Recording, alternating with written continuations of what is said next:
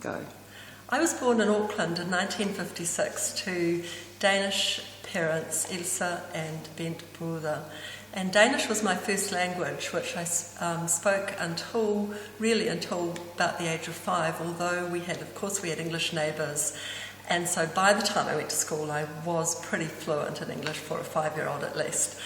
After I went to school, my sister and I started speaking English in the home, so we had 2 languages going in the home as we were growing up. My parents continued to speak Danish and we answered in English. And actually one of my big regrets is that my parents didn't encourage me to speak Danish at home, because when I eventually went to Denmark as a young adult and needed to speak Danish, it was a huge hurdle to overcome that self-consciousness of speaking Danish, despite the fact that I understand it totally. And I still to this day have that problem, really.